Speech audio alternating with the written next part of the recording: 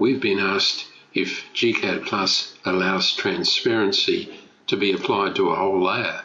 The answer to that is no. If you click on the layer stack here and expand the box out, although we can set line weight, line type, color, and so on and lock a layer, we're not able to set the transparency of a layer. That's really an unworkable approach to landscape CAD. What we can do, and what gCADPlus is designed to do, is to select transparency and apply it to a particular entity.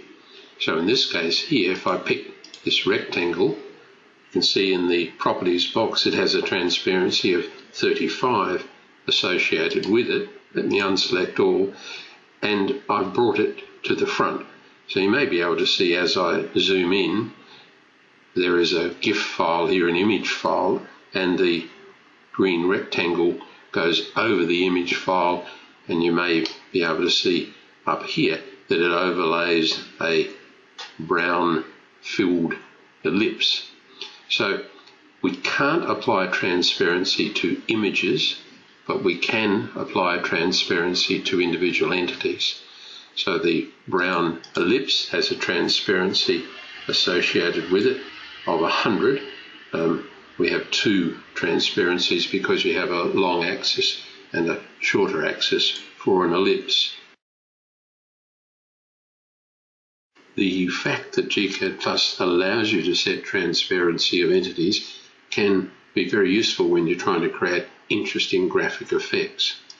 In this particular instance, I selected this symbol here and I've gone to edit the block. And what I've done there is to select that inner polyline, change its colour to yellow, and I'll change back to, say, a bluey green.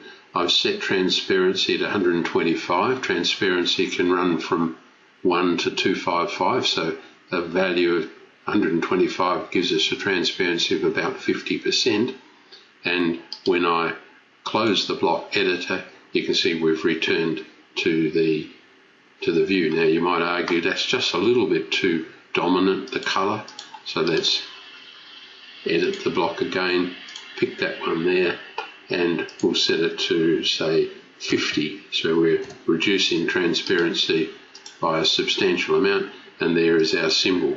So you can play with transparency to get the effects that you want. That particular transparent there happens to be on a layer called Plant Graphic, so I could turn that layer off and we're left with just the plain symbol. So we've got a lot of flexibility in the gCADPlus environment as far as the use of transparency and developing some interesting symbols is concerned. But the question, can you have transparency applied to a whole layer? The answer to that is no.